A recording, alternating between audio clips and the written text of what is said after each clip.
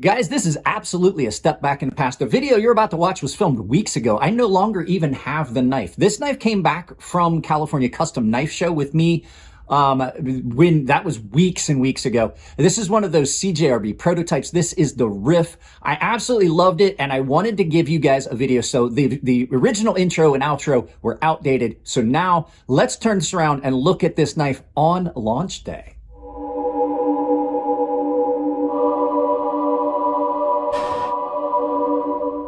Guys, I think that this is possibly the coolest knife that Cjrb has done so far. I think I like the Echo better as a cutter and everything, but as far as just cool factor, I think that this is probably the best knife they've done. I'm going to get a spec sheet. I'm going to put it up here.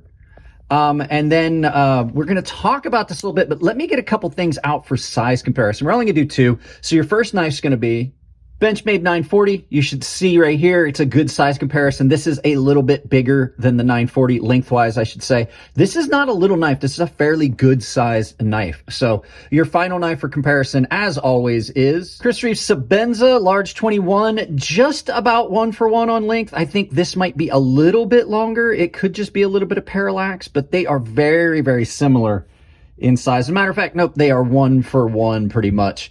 This is a very good knife. Let's get this out of the way so we can take a good close look at this.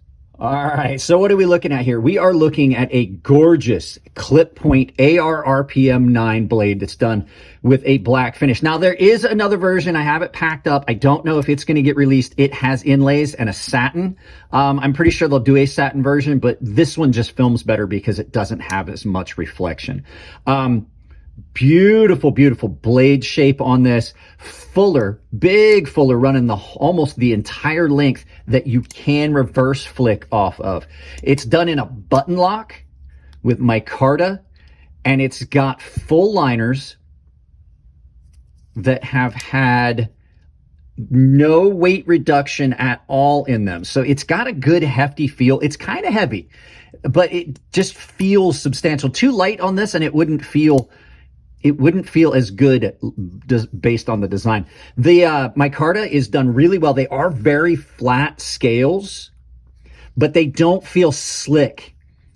In and out of pocket with this pocket clip, really, really good because you have these flat scales.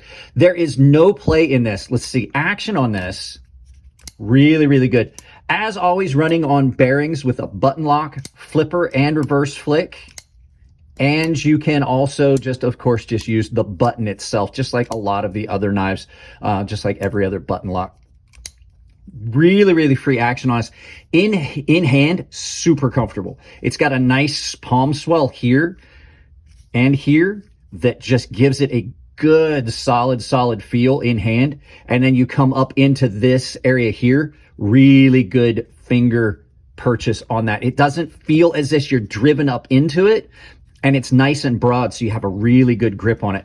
I have cut a lot with the other one, not so much with this one because I didn't want to ruin the finish on this. These do have to go back to Russell because they are prototypes. But I did a good bit of cutting, and it cuts really, really well. It's got a very aggressive look to it that I really like. It looks a lot like, in the blade shape, it looks like a lot of other knives that I like. Some of the Arcane Designs, some of the other makers that are doing this very aggressive clip point fashion. That fuller just makes it look so much better. It gives it some extra facets and some cool factor.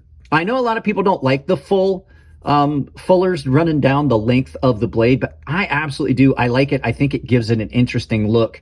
It's like, you know, it's like having two distinct grinds on that, and it gives you some facets. The edge on this came super, super aggressive.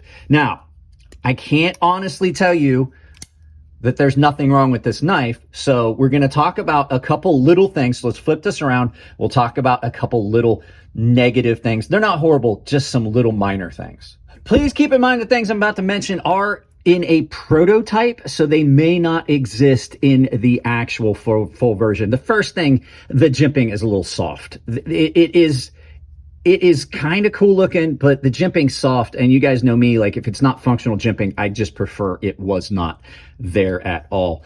It would be in a perfect place if it was nice, sharp jimping.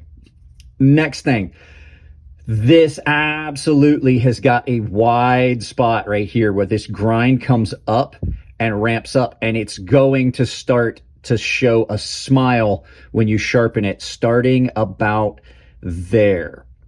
This would be a prime case to have a choil. If this was my knife, I would probably just knock a choil into that right up to where you see that line right there. Everything past that line is going to be thicker. It almost doesn't make sense to sharpen that area because it's going to be so much thicker as you do it. You're just never going to be able to get that the way you want without a ramp, and it's going to have a little low spot there. So that is kind of something that I don't like about it. I talked with Russell about it. They may try to adjust that grind a little bit more, but you could definitely have thinned that out a little bit cleaner in there. Next thing, this is a prototype, and I've noticed it in a couple of prototypes, but there is a little bit of when you first flick it open, there is a little bit of button stick in there.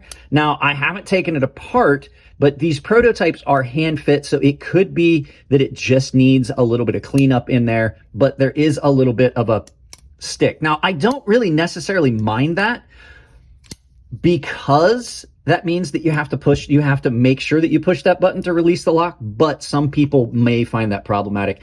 And then the last thing, I'm not even going to mention the lanyard hole, but it's a happy knife. It's a happy knife.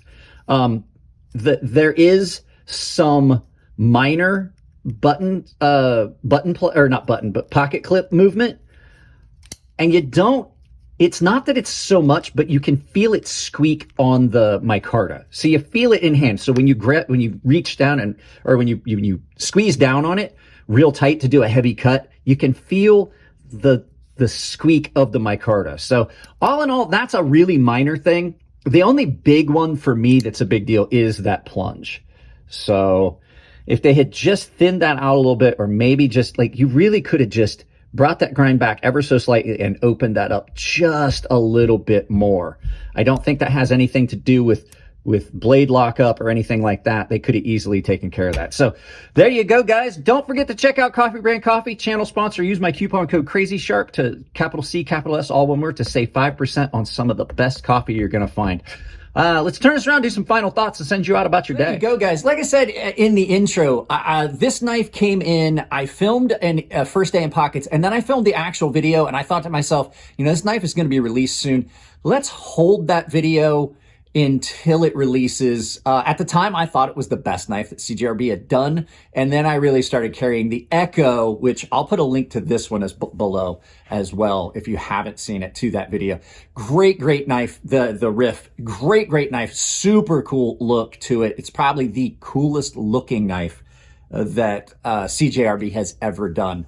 Very tactical. So just had to update the intro and outro. The body of the video is still the same. So guys, that's it. If you like the video, give it a thumbs up. If you don't like it, give it a thumbs down. But please try to tell me why I can't change that content. If you don't, tell me what you don't like. If you want to support the channel, I do have channel sponsors. Tempered Trail, Coffee Brand Coffee, great sponsors. Coffee Brand Coffee and Tempered Trail both share a coupon code of CrazySharp, all one word, capital C, capital S. CrazySharp saves you 5% at both. Dull-Strong Knives, if you're looking for a kitchen knife, if you can't find the kitchen knife you're looking for on Dull-Strong Knives, it's because you didn't look hard enough. They have got more knives than any website I have seen. Other ways you can do it, I have a Amazon store down below where I've built some ideas list of things that you can purchase. Great items, great knives for under $100, classic cold steel, maintenance tools for knives, things like that. And I also have a membership that's all tier-based. All of the members get early access to my videos the second they go up.